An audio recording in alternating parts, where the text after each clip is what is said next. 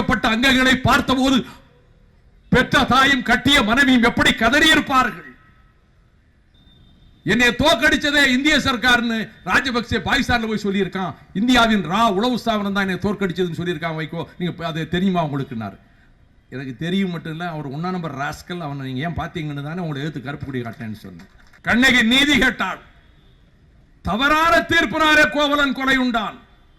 அந்த அரசே அழிந்தது. இங்கு தவறே செய்யாமல் நிரபராதிகளை திட்டமிட்டுக் கொண்டிருக்கிறார்கள். தமிழ்நாடு அரசை கேட்கிறேன், எல்லா தமிழ்நாட்டை சேர்ந்தவங்க தானே, கண்டமங்கத்தில் தானே கடத்திட்டு போனாங்க. கேஸ் இங்க பதிவு பண்ணணும், எஃப்ஐஆர் இங்க போடணும். போஸ்ட்மார்ட்டம் ரிப்போர்ட் வந்திருக்கா? இந்த குடும்பங்களுக்கு கொடுத்திருக்காங்களா? இவங்களுக்கு நாதி கிடையாதா? அவங்களுக்கு யார் யார் நாதி? அவங்க எவன் வருவான்? நாங்க தான் நாதி, தமிழர்கள் தான் நாதி, நாட்டில் இருக்கக்கூடிய எல்லாரும் தான் நாதி, நாங்க வருவோம். அதாவது பெட்ரோலை விட கொடிது ஜாதி. பெட்ரோல்ல நெருப்பு பிடிக்க கூட கொஞ்சம் லேட் ஆகும். சாதின்னு சொன்ன உடனே நெருப்பு அதை விட வேகமா பிடிச்சிரும். நம்ம சாதிக்காரனை தள்ளி இருக்க சொல்லி அடிச்சானாம்னு சொல்லி மறிச்சுக்கிட்டு வெட்டுறான். இதுதான் தமிழன். இன்னைக்கு உங்களை விட்டு வெகு தூரம் விலகி வந்து விட்டோம். இனி அந்த சிந்தனைக்கு எந்நாளும் எங்களுக்கு இடமில்லை. நீங்க தானே பொறுப்புல இருக்கீங்க. செய்யலையா பழி சுமக்க வேண்டியது வரும். சந்திரபாபு நாயுடு உங்களை பாதுகாத்துற மாட்டார். தமிழக மக்கள் தான் உங்களுக்கு முதலமைச்சராக்கி இருக்காங்க. இதே வள்ளுவர் கோட்டத்திற்கு அருகில் ஆகஸ்ட் 13ஆம் தேதி ஏறத்தாழ இதே வேளையில் மறுமலர்ச்சி திராவிட முன்னேற்ற கழகமும் மார்க்சிஸ்ட் கம்யூனிஸ்ட் கட்சியும் இந்திய கம்யூனிஸ்ட் கட்சியும் விடுதலை சிறுத்தைகள் கட்சியும் மனிதநேய மக்கள் கட்சியும் கரம் கோர்த்து அமைத்த மக்கள் நல கூட்டியக்கத்தின் சார்பில் மத்தியிலே ஆளும் நரேந்திர மோடி அரசின் மக்கள் விரோத செயல்பாட்டை கண்டித்தும் மாநிலம் ஆளுகிற அதிமுக அரசினுடைய மக்கள் விரோத போக்கை எச்சரித்தும் பல்லாயிரக்கணக்கானவர்கள் திரண்ட பேரணியை நான் ஞாபகப்படுத்துகிறேன். எனது அன்பிற்குரிய பத்திரிகையாளர்களுக்கும் தொலைக்காட்சி ஊடக நண்பர்களுக்கும் நினைவூட்டுகிறேன். வருகிற நிருபர்களோ தொலைக்காட்சி ஊடக நண்பர்களோ நம்மை போலவே மனித உரிமைகளின் ஆர்வலர்கள். தமிழ் சமுதாயம் பாதுகாக்கப்பட வேண்டும் என்கிற நோக்கம் கொண்டவர்கள். ஆனால் அவர்கள் திரட்டி தந்த செய்திகள் எதுவுமே மறுநாள் ஏடுகளில் ஒரு வரி கூட வரவில்லை. தினத்தந்தி ஏட்டில் சிறிதளவு வந்ததை தவிர எந்த ஒரு தமிழ் ஏடும் வெளியிடவில்லை. 1-2 வரிகள், குறிப்பாக ஆங்கில ஏடுகள், நூற்றாண்டை கடந்த மதிப்புக்குரிய நான் மதிக்கின்ற ஆங்கில ஏடுகள் ஒரு வரி குறிப்பிடவில்லை. இது நியாயம்தானா? நான் இருட்டடிப்புக்கு பழக்கப்பட்டு போனவன் பல ஆண்டுகளாக. அதை பற்றி நான் கவலைப்பட்டதே கிடையாது. ஆனால் 5 இயக்கங்களும் சேர்ந்து பல்லாயிரக்கணக்கானவர்கள் திரண்டு காவல்துறை அதிகாரிகளே மெச்சிக்கொண்டு போனார்கள். எவ்வளவு கட்டுப்பாடு! பல்லாயிரக்கணக்கில் வந்தார்கள். எந்த இடத்திலும் ஒரு சிறு சலசலப்பில்லை. பொதுமக்களுக்கு இடையூறு இல்லை, போக்குவரத்துக்கு இடையூறு இல்லை, கடைகளுக்கு தொல்லை இல்லை. அப்படியே மேலே இருந்து பாய்ந்து வருகிற ஆறு செல்வதை போல அப்படியே கலந்து விட்டு பங்கேற்று விட்டு அவர்களாக கலைந்து சென்று விட்டார்கள் என்று ஏசி டிசி கமிஷனர் வரையிலே பேசியது எனக்கு தெரியும். அவ்வளவு கட்டுப்பாடாக நடந்து மத்திய மாநில அரசினுடைய நடவடிக்கைகளை கண்டித்து அறவழியில் அறப்போர் வழியில் கலகம் செய்யாமல், கல்வீசாமல், பேருந்துகளை கொளுத்தாமல் அமைதியான முறையிலே கருத்துக்களை வெளியிட்டு ஒரு மாற்று சிந்தனை கருக்கொண்டிருக்கிறது. ஒரு மாறுதல் உருவாகிறது. இது ஒரு நல்ல சமிக்ஞை, தமிழகத்துக்கு தேவையான அடையாளம் என்ற விதத்தில் கருத்துக்கள் தெரிவிக்கப்படவில்லை. ஆனால் ஒரு நாள் கழித்து வழக்கத்துக்கு விரோதமாக ஒரு நாள் கழிந்தால் இந்த ஏடு எந்த ஏடும் மறுநாள் அந்த செய்தியை வெளியிடாது. அன்று வெளியிட முடியாவிட்டால் முதல் நாள் செய்தி எடுத்து 3ஆம் நாள் போடுவது எந்த பத்திரிகையும் செய்ய முடியாது. நான் எதிர்பார்க்கவும் இல்லை. ஆனால் இந்து பத்திரிகை சகோதரர் ஜிஆர் அவர்களும் சுட்டிக்காட்டியதற்கு பிறகு அதை பெரிய செய்தியாக 3ஆம் நாள் வெளியிட்டார்கள். நான் பாராட்டுகிறேன் இந்த ஏட்டை. இன்று காலையிலே இருந்து பல்லாயிரக்கணக்கானவர்கள் இங்கே பங்கேற்றிருக்கிறார்கள். தோழர் மணியரசன் சொன்னார், இதுபோல ஒரு நிகழ்ச்சி அமைத்து எந்த செலவும் இல்லாமல் நல்ல திருமண நிகழ்ச்சிகளை நம்முடைய தோழர்களுக்கு நடத்திவிடலாம் போல இருக்கிறதே, அவ்வளவு அற்புதமாக உங்கள் தோழர்கள் இதை நிர்மாணித்து விட்டார்களே என்று சொன்னார். ஒருவரும் எழுந்து உணவருந்தவோ சிற்றுண்டி அருந்தவோ இயற்கை உபாதைகளை கழிக்கவோ கூட செல்லவில்லை என்றால் எவ்வளவு கட்டுப்பாடோடு இங்கே வந்திருக்கக்கூடிய பல அமைப்புகள், ஏறத்தாழ 22 அமைப்புகள் இதில் இன்றைக்கு பங்கேற்று இருக்கின்றன. பொறுப்போடு பேசி இருக்கிறார்கள். இந்த செய்திகளை நாட்டுக்கு சொல்லுங்கள். இந்த தமிழரசன் அது பத்திரிகையாளராக இருந்தா நீ ஓரமா நின்னா கோவப்படுவாங்க, புரியுதா? முதல்ல நீ தொண்டர் படையில் இருக்க படிச்சுக்கோ, வேற யாரும் கோவப்பட மாட்டாங்க. பத்திரிகையாளராக இருந்தால் அவரை தள்ளி நிக்க சொன்னா கோவப்படுவாங்க. அதை முதல்ல நீ தெரிஞ்சுக்கணும். எச்சரிக்கையாயிரு, பத்திரிகையாளர்கள் பக்கம் போயிடாத. உடனே கோவப்பட்டுருவாங்க. என்ன வந்து தள்ளி நிக்க சொல்றேன். நாங்க 40 வருஷமா அனுபவத்தில் சொல்றேன், எச்சரிக்கை பயத்தோடு நடுக்க வேண்டியதே நம்ம இவங்க கிட்ட மட்டும்தான். யாரையும் பகைச்சிக்கலாம், இவங்களை மட்டும் பகைச்சிக்கன்னா தொலைஞ்சிய. ஆனா அன்பானவங்க தான், வேண்டியவங்க தான். இந்த நாட்டுக்கு நீங்கள் தானே தர வேண்டும் இந்த செய்தியை. அண்ணன் வெள்ளையன் அவர்கள் நேற்று இதே இடத்திலே உண்ணாநிலை அறப்போர் நடத்தினார்கள்.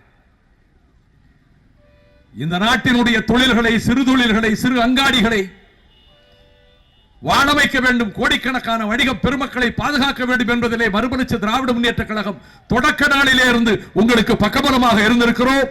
அதை போலவே விடுதலை சிறுத்தைகள் கட்சியும், மார்க்சிஸ்ட் கட்சியும், இந்திய கம்யூனிஸ்ட் கட்சியும், மனிதநேய மக்கள் கட்சியும் உங்களுக்கு என்றைக்கும் தோள் கொடுத்து உங்கள் குரலுக்கு பக்கபலமாக நாங்கள் இருப்போம் என்பதையும் இன்றைக்கு நான் அறுதியிட்டு உறுதியாக தெரிவித்துக் கொள்கின்றேன்.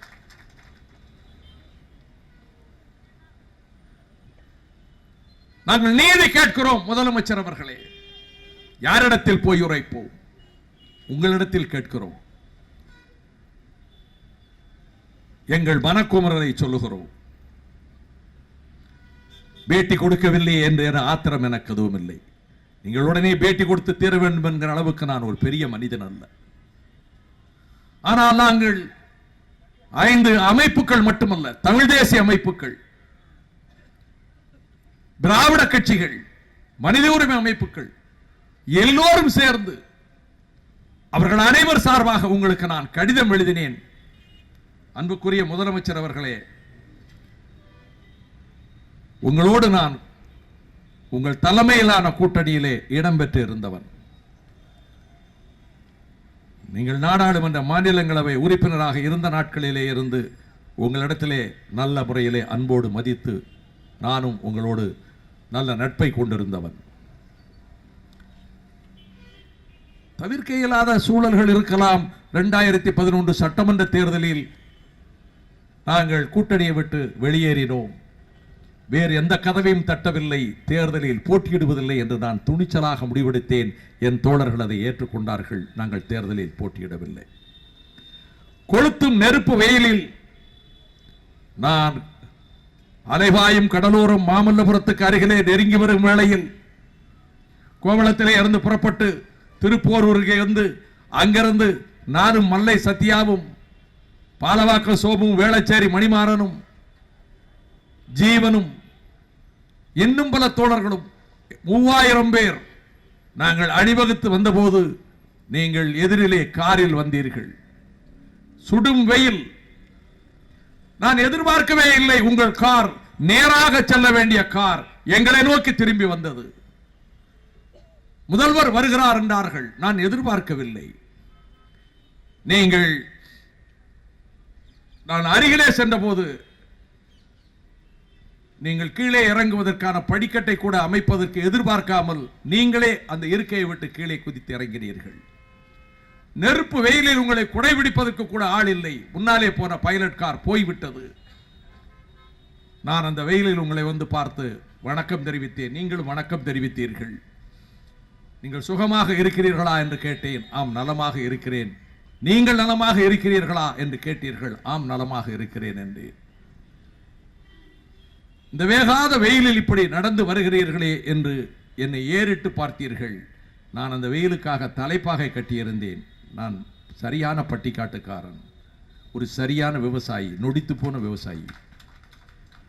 நீங்கள் என்னை ஏறிட்டு பார்த்தபோது நான் வெயிலுக்காக தலைப்பாகை கட்டியிருக்கிறேன் என்று சொன்னேன். நல்லவேளை நான் தலைப்பாகையை தற்செயலாக மரியாதை நிமித்தம் கலட்டியிருந்தால் வைகோவை மண்டியிட்டு விட்டான் என்று இருப்பார்கள். அது இயற்கையான குணம், அது மாதிரி எனக்கு கலட்ட மனசு இல்லை. சன்கிளாஸ் போட்டால் யாரும் வச்சு பேச மாட்டேன், அது மரியாதை இல்லைன்னு கழட்டிடுவேன். நீங்கள் எதற்காக நடந்து வருகிறீர்கள் என்றார்கள். முழு மதுவிலக்குக்காக என்று சொன்னேன். உடனே நீங்கள் அதற்கு பிறகு அம்மா நல்லா இருக்கிறார்களா, உங்கள் தாயார் நல்லா இருக்கிறாங்களா, வீட்டிலே நல்லா இருக்கிறான்னு கேட்டீர்கள். நான் நல்லா இருக்கிறேன்னு சொல்லிவிட்டு, உங்களுக்கு பிறந்த நாள் வருகிறது, அதிலிருந்து ஒரு சில நாட்களில் நீங்கள் பல்லாண்டு 100 ஆண்டு கடந்து நலனோடு ஆரோக்கியத்தோடு வாழ வேண்டும் என்று நான் வாழ்த்துகிறேன் என்று வாழ்த்தினேன். நீங்கள் இன்னும் சாப்பிடவில்லையே, எங்கள் ஊருக்கு வந்திருக்கிறீர்கள், எங்கே சாப்பிட போகிறீர்கள்? இல்லை, சத்யா ஒரு தோழர் வீட்டில் ஏற்பாடு செய்திருக்கிறார் என்றேன். அந்த நேரத்தில் உங்களுக்கு வாகனம் வந்து சேரவில்லை. நீண்ட ஒரு 5 நிமிடம் வெயிலில் நின்றீர்கள், வாகனம் வந்தது, அதற்கு பிறகு சென்றீர்கள். முதல் பக்கத்திலே மறுநாள் செய்திகள் வந்தன. முதலமைச்சரே வெயிலில் கீழே இறங்கி போய் பார்த்திருக்கிறார். அது ஒரு நல்ல, நான் உடனே பத்திரிகையாளர்கள் கேட்டார்கள், இதில் எந்த அரசியலும் இல்லை.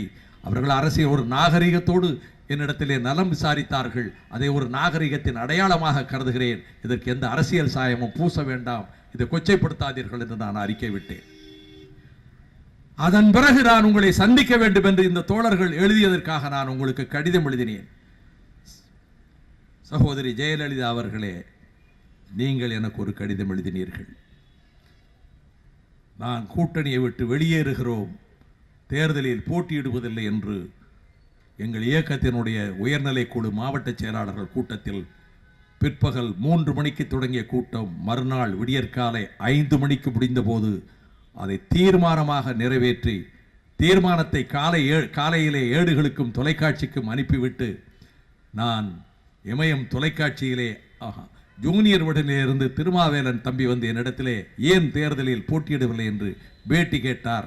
நான் அந்த களைப்பிலும் தூங்கவே இல்லை. 1 மணி நேரம் அவருக்கு பேட்டி கொடுத்துவிட்டு தொலைக்காட்சிக்கு சென்ற போது சுதாங்கன் என்னிடத்திலே நேர்காணல் படுத்தி கொண்டிருந்த போது எனக்கு தகவல் வந்தது, முதலமைச்சர் அவர்கள் இப்பொழுது முதலமைச்சர் அவர்கள், அப்பொழுது அவர்கள் முதலமைச்சராக இல்லை, அதிமுக பொதுச் செயலாளர் கடிதம் அனுப்பியிருக்கிறார் என்றார்கள்.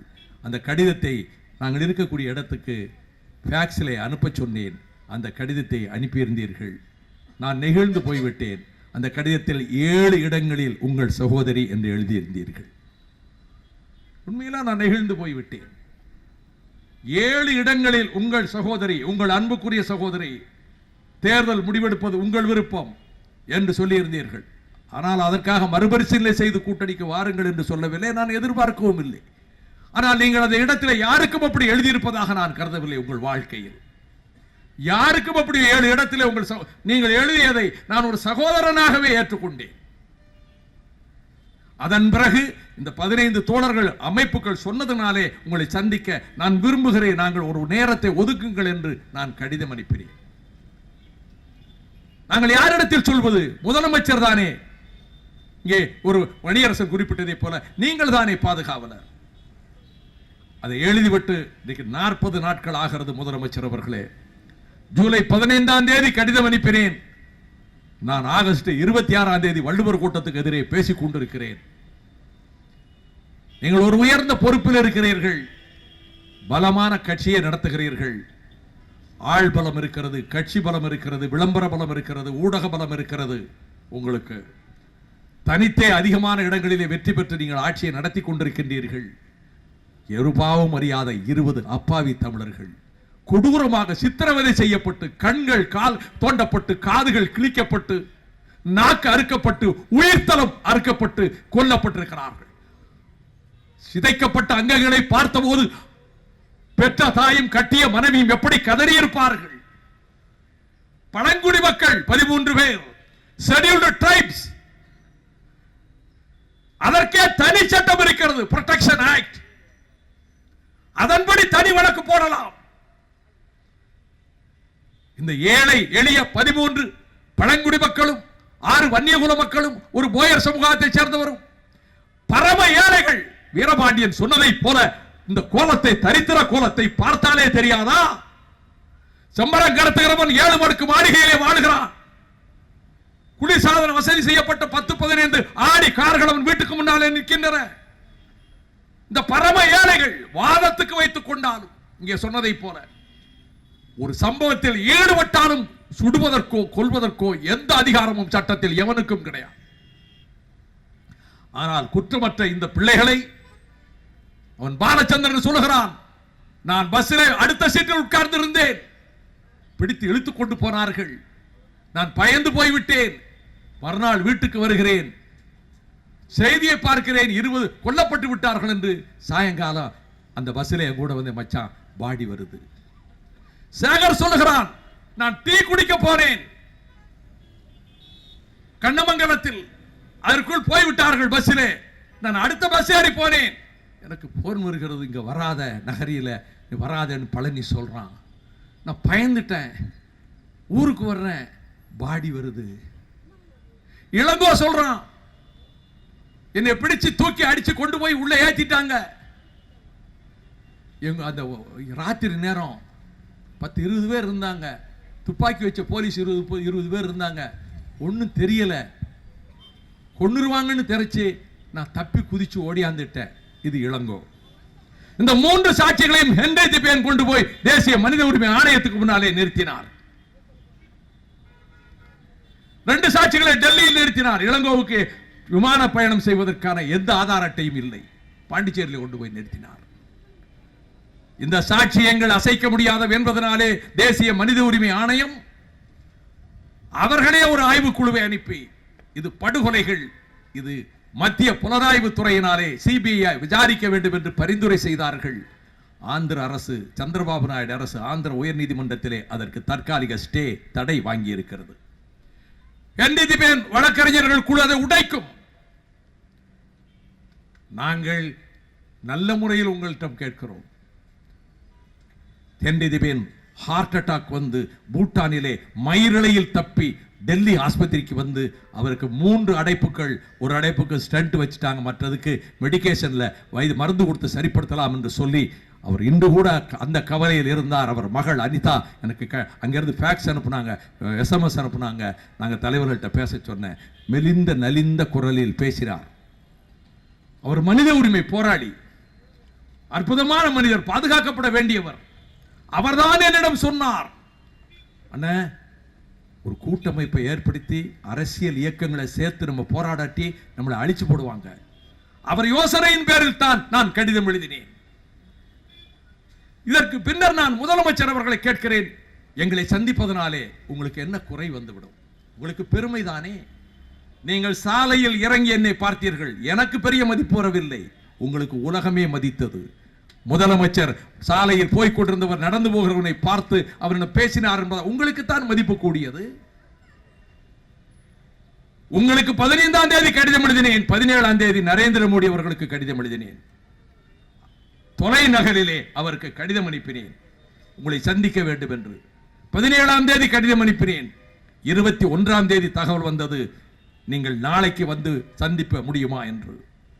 22, 23, 24, 26, 27 5 நாட்களில் ஏதாவது ஒரு நாள் எனக்கு சந்திக்க வாய்ப்பு கொடுங்கள் என்று எழுதியிருந்தேன். நான் குறிப்பிட்ட நாட்களில் முதல் நாளையே குறிப்பிட்டு நீங்கள் வாருங்கள் என்றார்கள்.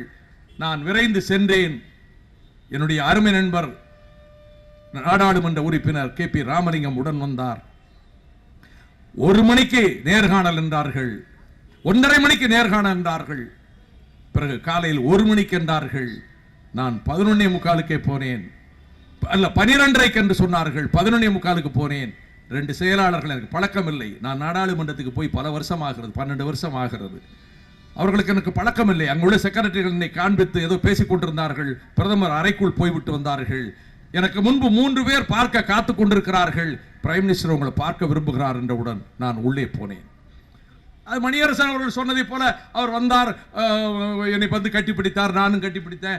உடனே சொல்லிட்டு உங்களை கடுமையாக திட்டி இருக்கிறேன், எனக்கு கேட்ட உடனே அப்பாயின்மெண்ட் கொடுத்துட்டீங்களே என்ன, you are an emotional man for principles, இங்கே உணர்ச்சிமயமான மனிதர், நான் அதெல்லாம் ஒன்று நினைக்கலன்னு சொல்லி அவர் சொன்னார். என்னை தோற்கடிச்சதே இந்திய சர்க்கார்னு ராஜபக்சே பாகிஸ்தான்ல போய் சொல்லியிருக்கான், இந்தியாவின் உளவு ஸ்தாபனம் தான் என்னை தோற்கடிச்சதுன்னு சொல்லியிருக்கான் வைகோ, நீங்க அது தெரியுமா உங்களுக்குன்னாரு. எனக்கு தெரியும் மட்டும் இல்லை, அவர் 1 நம்பர் ராஸ்கல், அவனை நீங்கள் ஏன் பார்த்தீங்கன்னு தானே உங்களை எழுத்து கருப்பு கொடி காட்டேன்னு சொன்னேன். நீங்கள் பதவி பிரமாணம் அன்னைக்கு நான் கருப்பு கொடி காட்டேன். எத்தனை பேர் எனக்கு அட்வைஸ் பண்ணாங்க தெரியுமா? இப்பதான் ஒரு கூட்டு வந்திருக்கு, உங்களுக்கு ஏதாவது அரசியல் நல்ல சூழ்நிலை வரும், முத நாளே எதுக்கு சண்டை போடுறீங்க, இதே வழக்கமா போச்சு உங்களுக்கு, எத்தனை பேர் என்னுடைய நல விரும்பிகள் எனக்கு சொன்னாங்க. நான் கடைசியா சொன்னேன், யாரையும் சங்கடப்படுத்த விரும்பல, யார் வராட்டாலும் நான் ஒரு ஆளா கருப்பு கொடியை பிடிச்சிக்கிட்டு ஜந்தர் மந்தர்ல போய் நிப்பேன்னு சொன்னேன். பிறகு இயக்க தோழர்கள் அப்படியே உங்களை தனியா விட்டுருவோமா, நீங்க எப்படி பேசுறீங்கன்னு. பிறகு சத்யா வந்தாரு, கணேசமூர்த்தி வந்தார், நாங்க போனோம். நீங்க பதவி பிரமாணம் எடுக்கும்போது பார்லிமெண்ட் ஸ்டேஷன்ல எங்களை பிடிச்சு போலீஸ் அடைச்சி வச்சிருந்தது. ஆனாலும் நீங்க எனக்கு அப்பாயின்மெண்ட் கொடுத்தீங்க. இதை சொல்வதனாலே நான் பெரிய ஆள்னு முதலமைச்சரிடம் நான் கூறவில்லை. நான் டாக்டர் மன்மோகன் சிங்கை என்னை விட விமர்சித்தவர்கள் யாரும் கிடையாது. இந்த தமிழ் இனத்தை அழிப்பதற்கு அவர் ஆயுதம் கொடுத்தவர்.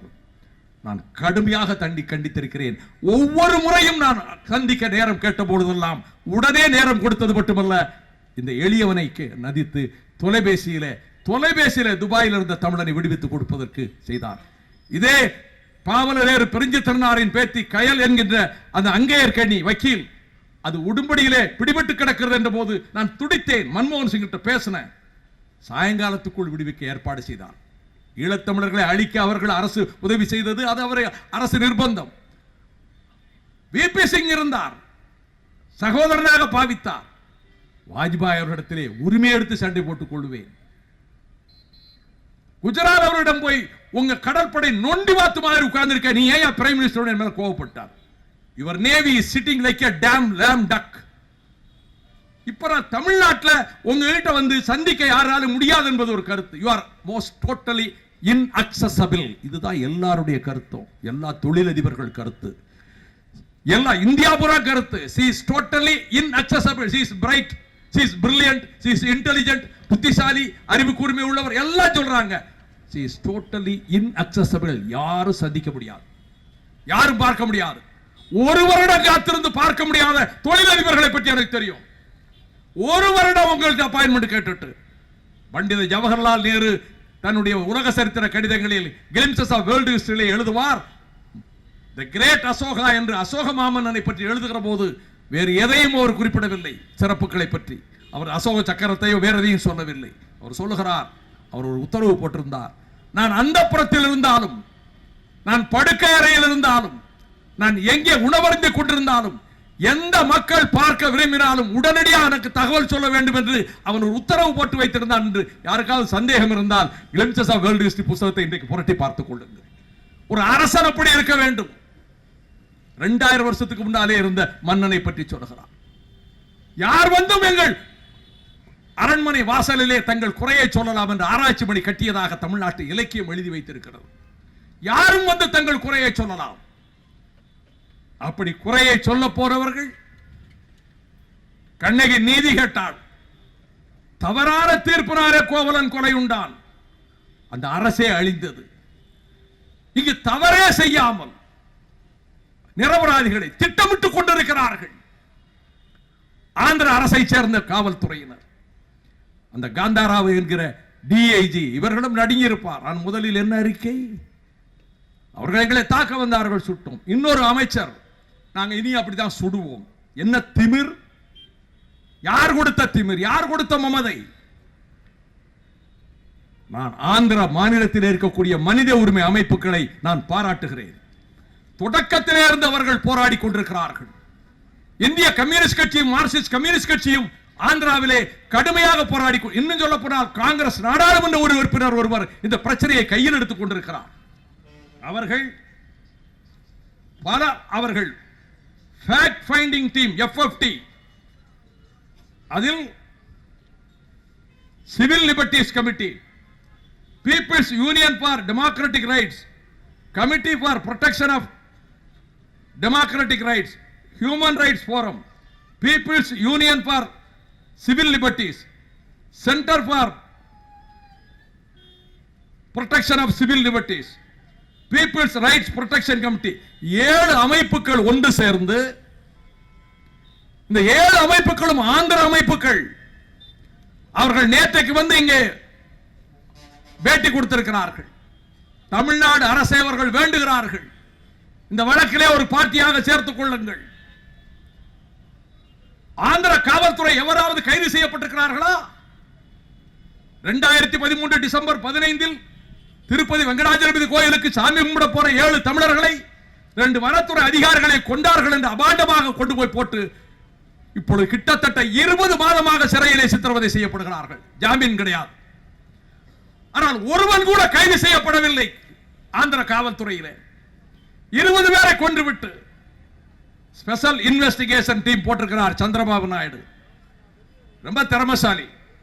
இந்த ஸ்பெஷல் இன்வெஸ்டிகேஷன் டீம்ல தலைமை தாங்கிறவன் பேர் வந்து டாக்டர் ரவிசங்கர் ஐயனார், ஒரு தமிழன்.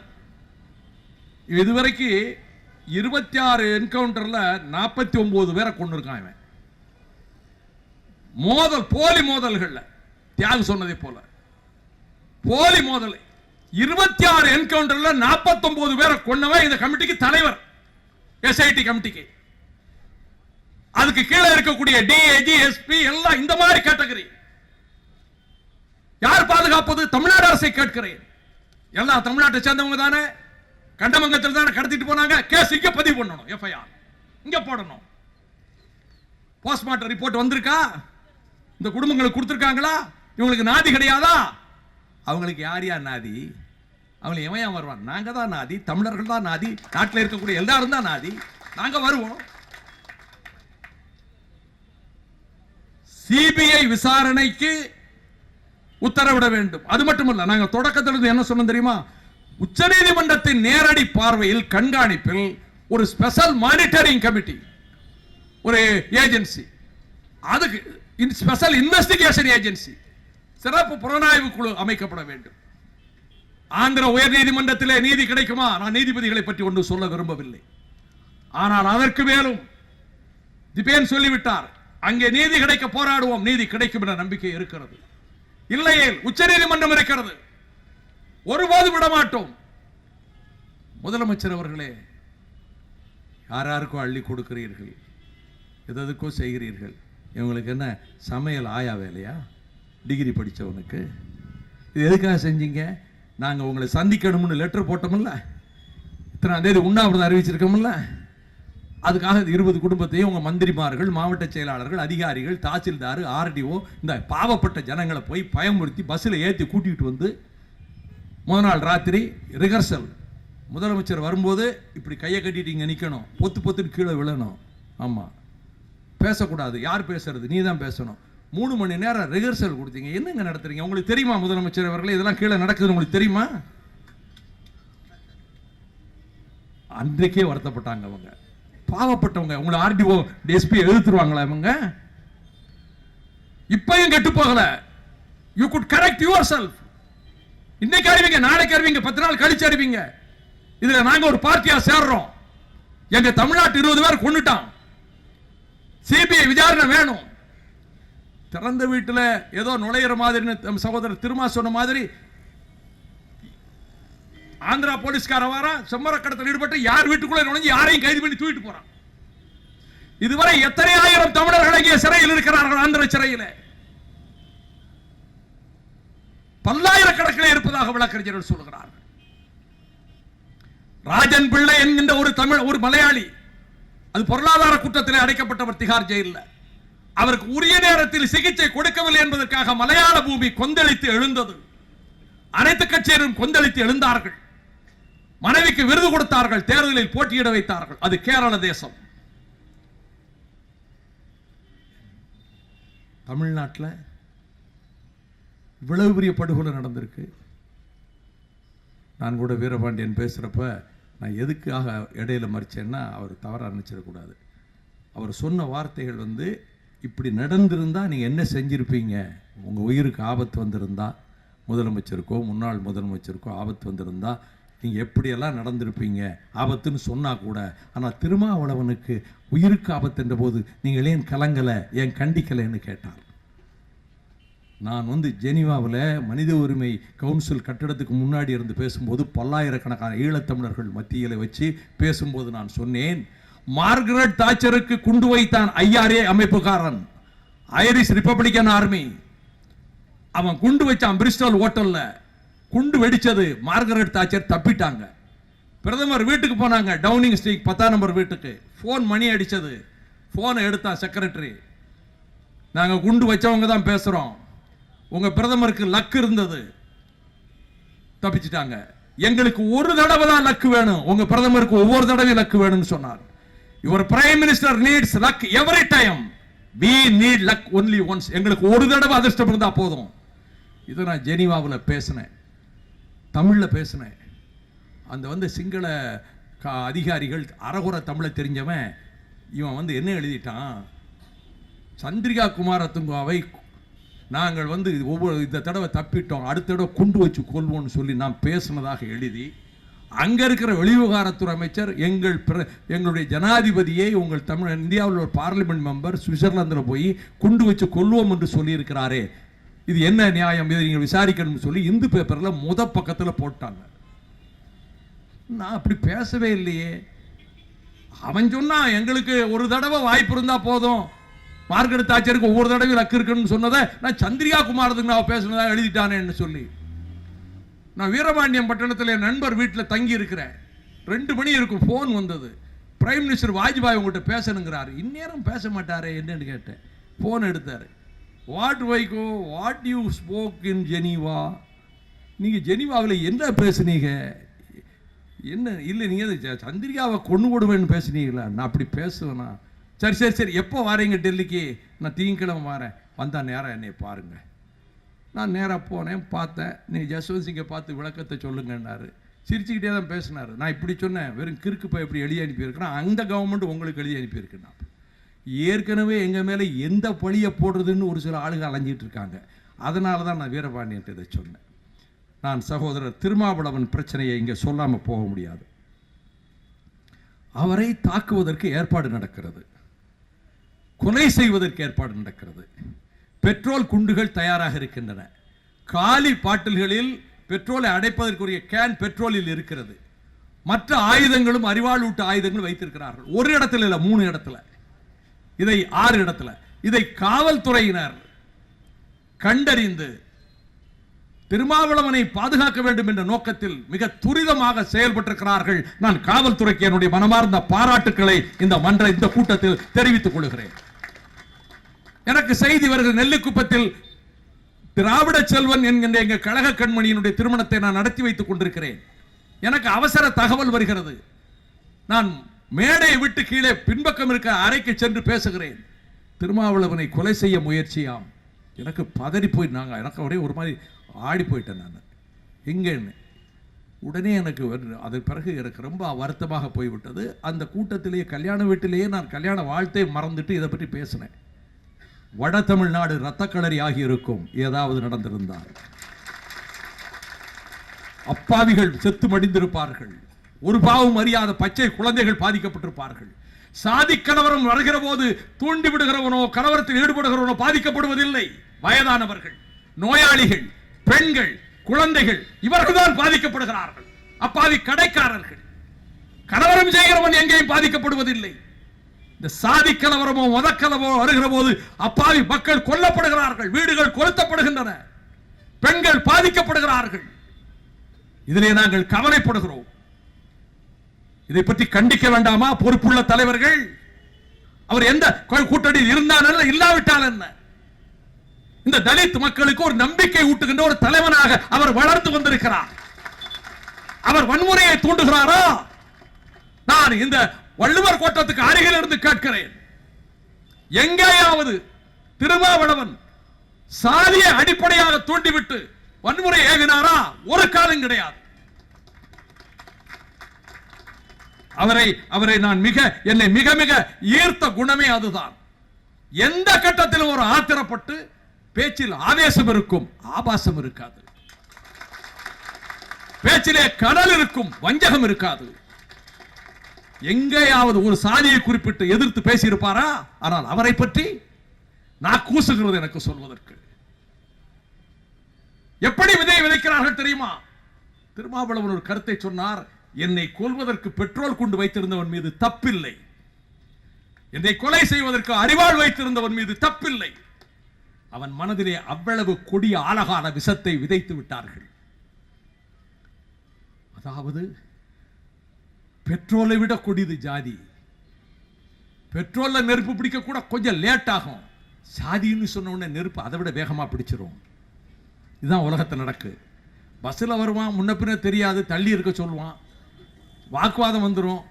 அடுத்து அந்த பஸ் திரும்பி வரவங்கள நம்ம சாதிக்காரனை தள்ளி இருக்க சொல்லி அடிச்சானாம்னு சொல்லி மறிச்சுக்கிட்டு வெட்டுறான். இதுதான் தமிழன். இன்னைக்கு என்ன சொல்றாங்க? ஒரு இன்னொரு சமூகத்து சகோதரிகளின் வயிற்றில், கர்ப்பத்தில் கருவை விதைக்க சொல்லுகிறான். சிங்களவன் செய்கிறான். தமிழச்சியனுடைய கர்ப்பத்திலே சிங்களவன் கரு வளர வேண்டும் என்று சிங்களவன் அளிக்கிறான். ஆனால் இந்த தமிழ்நாட்டில் இந்த பஞ்சமா பாதகத்தை செய்கிற விதத்தில் இப்படி திருமாவளவன் பேசுகிறார் என்று பேசுகிறவர்களுக்கு மனச்சாட்சியும் இல்லை, மனிதாபிமானமும் இல்லை. நாடு எப்படி சீரழிந்து அழிந்தால் என்ன, நம்ம ஏதாவது பதவிக்கு வந்தா போதுங்கிற நோக்கத்தை தவிர உங்களுக்கு நாட்டுக்கே கேடு யாரும் கிடையாது. இப்படிப்பட்ட தலைவர்கள் தான்.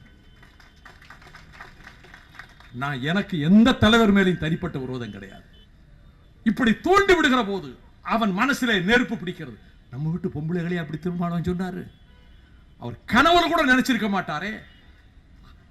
அப்ப ஏன் சொல்றாங்க? இப்படி சொன்னாதான் திருமாவளவன் மேல, அந்த சமூகத்தின் மேல வெறுப்பு வரும். இது கொங்கு மண்டலத்திலே போய் விதைத்திருக்கிறார்கள். அதனால் தான் அந்த இளைஞன் கொல்லப்பட்டான். கொலைகாரன் வெளியிலே திரிகிறான். கோகுல்ராஜ் கொல்லப்பட்டான். யுவராஜ் திரிகிறான். கொங்கு மண்டலத்திலே போய் இதே விஷத்தை விதைத்தார்கள்.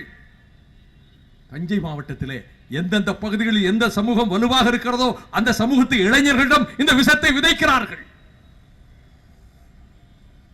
இதை தடுக்காவிட்ட முதல்ல நம்ம வீட்டை பாதுகாத்துக்கிடணும், நம்ம தமிழ்நாட்டை பாதுகாத்துக்கிடணும். எலெக்ஷன் யாரு ஜெயிக்கிறா போறா அதெல்லாம் இருக்கட்டும், இதை வளரவிடக்கூடாது, வளரவிடவே கூடாது. நீங்கள் தயவு செய்து நிறுத்திக் கொள்ளுங்கள். நீங்கள் ஒவ்வொரு அறிவிப்பு எதுக்காக செய்கிறீர்கள்? பட்டாளி மக்கள் கட்சியினுடைய மதிப்புக்குரிய தலைவர்களை கேட்கிறேன். நீங்கள் ஒவ்வொரு அறிவிப்பும் சமீப நாட்களில் செய்வது ஒரு கலவரம் வரட்டும் என்பதற்காக செய்கிறீர்கள், கலவரத்தை பரவட்டும் என்பதற்காக செய்கிறீர்கள். வருந்துகிறேன், தயவு செய்து செய்யாதீர்கள். உங்கள் ஒவ்வொரு அறிவிப்புக்கு பின்னாலும் ஒரு உள்நோக்கம் இருக்கிறது. வேண்டாம் இந்த விபரீத விளையாட்டு. தேர்தலை சந்திப்பது அது வேறு, நான் அதுக்கெல்லாம் போக விரும்பவில்லை. ஒற்றுமையாக இருக்க வேண்டிய சமூகங்கள். இப்பொழுதுதான் முக்குளத்தோர் இளைஞர்களும் தலித் இளைஞர்களும் பகை மறந்து நல்லா ஒன்றாக கூடி கலந்து இங்க தெற்கு சீமையில நல்லா பழகிக்கிட்டு இருக்காங்க. எல்லாம் மறந்துருச்சு. தெற்கு சீமையிலே தலைகள் உருண்ட போது தலித் சகோதரர்கள் தலைகளும் மறவர் வீட்டு பிள்ளைகளின் தலைகளும் உருண்ட போது ஊர் ஊராக போனவன் நான். ரெண்டு சமுதாயத்து ஊர்களையும் வைக்கோபா உள்ள விடுறா, அவனை அவரை விடியா, அவர் பொது ஆளப்பா, உள்ள விடப்பா. தலித்து ஊர்கள் தேவேந்திர குல மக்கள் வீட்டில் ஊர்ல உள்ள விட சொன்னாங்க, ஆதி திராவிட மக்கள் விட சொன்னாங்க, நாடார் வீட்டு பிள்ளைகளும் உள்ள சொன்னாங்க, தேவர் வீட்டு பிள்ளைகளும் வர சொன்னாங்க. வைகோ பொது ஆளப்பா, உள்ள விட சொல்ப்பா. ராத்திரி 12 மணிக்கு போன அந்த ஊர்களுக்கு. இப்ப அமைதியா இருக்கு, அந்த ஊருக அமைதியா இருக்காங்க, நல்லா இருக்காங்க. இடையில் தான் 2 சம்பவம் நடந்தது. மதுரையை ஒட்டி 2 பக்கத்துக்கும் போனேன் நான். தலித் வீடுகளுக்கும் போனேன், தேவர் வீட்டுக்கும் போனேன். இப்ப எல்லாம் ஒழுங்கா இருக்கு. பழையபடி தீ வைக்க போறீங்களா நீங்க வந்தங்க? ஒரு ஒற்றுமை நிலைநாட்டப்படாவிட்டால் பெரியார் பிறந்த என்ன பிரயோஜனம்? அதான் சொன்னார், எத்தனை பெரியார் வந்து எப்படி காப்பாற்ற முடியும்னு. ஆகவே இந்த பிரச்சனையில் அவருக்கு உரிய பாதுகாப்பை கொடுக்க தமிழக காவல்துறை முன் வந்ததுக்கு நான் திரும்பவும் பாராட்டிக் கொள்கிறேன். என்ன சொன்னார் தெரியுமா என்கிட்ட? என் மனதில் திருமாவளவன் இன்னும் பல மடங்கு உயர்ந்து விட்டார். என்ன சொன்னார் தெரியுமா? அண்ணே, அந்த ஈடுபட்ட பையங்க சம்பந்தப்பட்ட ஆட்களை நீங்க கூப்பிடுங்க, நானும் ஒரு இடத்துக்கு வாரேன். தப்பா என்னை பத்தி சொல்லி இருக்காங்க, நீங்களே 2 பக்கம் உட்கார்ந்து பேசுங்கன்னு சொல்ற மனசு திருமாவளவனை தவிர யாருக்கும் வராது. நான் செய்யறேன்னு சொன்னேன். அவங்களும் சொல்ற, அவங்களும் நம்ம விரோதம் இல்லை. அந்த பிள்ளைகளும் தப்பான யாரோ சொல்ல ஆத்திரத்தில் வந்திருக்காங்க, அவங்களும் நல்லா இருக்கட்டும். நான் சொன்ன நான் ஏற்பாடு பண்றேன், அவங்களே வச்சு உங்களே வச்சு நான் பேசுறேன். இந்த மனப்பான்மை இருக்கிற வரைக்கும் நாங்க சொல்றோம், நாங்க தமிழ்நாட்டை சாதி சண்டை வரவிட மாட்டோம். யார் நேர்ச்சி பண்ணாலும் வரவிட மாட்டோம்.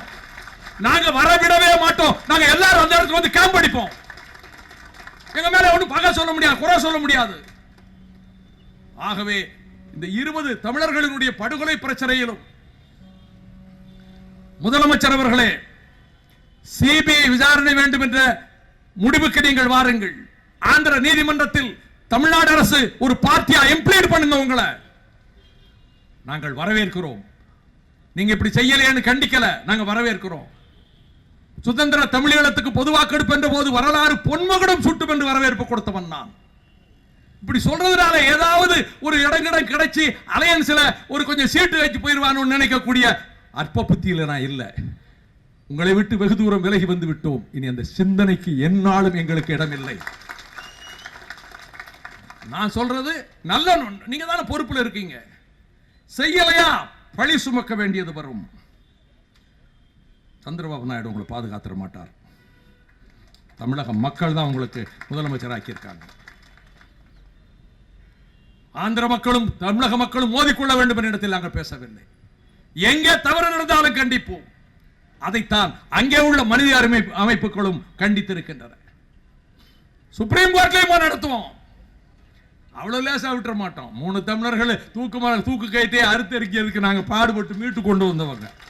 அவ்வளவு லேசா இதுல தப்பிச்சு போயிட முடியாது. எங்களை 20 பேரை கொண்டவன் எவனும் தப்பிச்சு போயிட முடியாது. விட மாட்டோம். நாங்க எவிடன்ஸ் அவ்வளவு பலமா எங்க பக்கம் இருக்கு, சாட்சி இருக்கு. ஒவ்வொரு குடும்பத்துக்கும் 1 கோடி ரூபாய்க்கு குறையாம நிவாரணம் பெற்று தரணும் அப்படிங்கிற உணர்வோடு இருக்கிறோம். ஆனா அவங்க காசுக்கு ஆசைப்படலைங்க.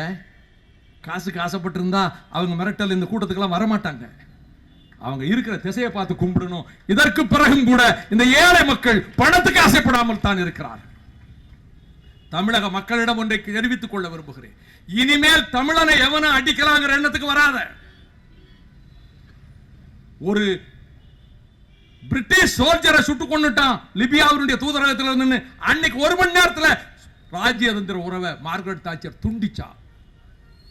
ஒரு சீஃப் மினிஸ்டர்னா அப்படி இருக்கணும் கவர்மெண்ட்னா. இனி தமிழனை எவனும் தொட முடியாதுங்கிற எண்ணத்துக்கு வரணும்.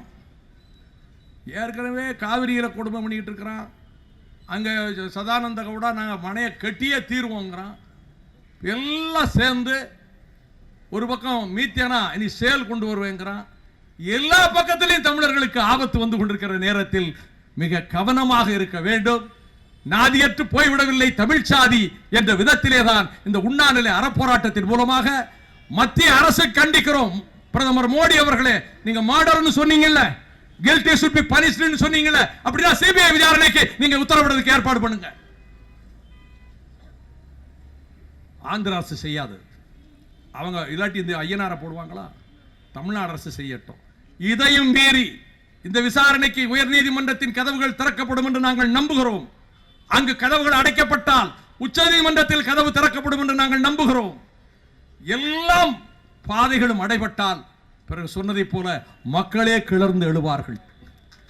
நம்பிக்கை இழக்காதீர்கள், நம்பிக்கை இழக்காதீர்கள். தமிழ்நாடு கெட்டு போச்சுன்னு நினைக்காதீங்க. தமிழ்நாடு மக்கள் கெட்டுப்போக இங்குதான் முத்துக்குமார் உள்ளிட்ட 19 பேர் தீக்குளித்து இறந்தார்கள். தமிழ்நாடு உணர்வுகளை கெட்டுப்போய் விடவில்லை. ஆகவே 20 தமிழர்களின் உயிர்களை காவு வாங்கிய கொடூர குற்றவாளிகளை கூண்டிலே நிறுத்தி தண்டிக்க எல்லா வழிகளிலும் நாங்கள் முயல்வோம். சிபிஐ விசாரணை நடத்தப்பட வேண்டும். தமிழ்நாடு அரசு தன்னை ஒரு பார்ட்டியாக இதில் சேர்த்துக் கொள்ள வேண்டும். இப்படிப்பட்ட கோரிக்கைகளை முன்னிறுத்தி 8ஆம் தேதி அன்று இதில் திருவண்ணாமலை மாவட்டத்தின் போலூரில் இதே போன்ற ஒரு உண்ணாநிலை அறப்போராட்டம் நடைபெறுகிறது. பல்லாயிரக்கணக்கான அந்த பகுதி மக்கள் கலந்து கொள்ளும் இருக்கிறார்கள். அனைத்து தலைவர்களும் அமைப்புகளின் தலைவர்களும் அங்கும் நாம் கலந்து கொள்வோம். போராட்டத்தை அறவழியில் முன்னெடுத்து செல்வோம். இந்த போராட்ட களத்துக்கு வந்த அத்தனை சகோதர சகோதரிகளுக்கும் இந்த போராட்ட குழுவினரின் சார்பிலே நன்றி தெரிவித்துக் கொள்கிறோம். வணக்கம்.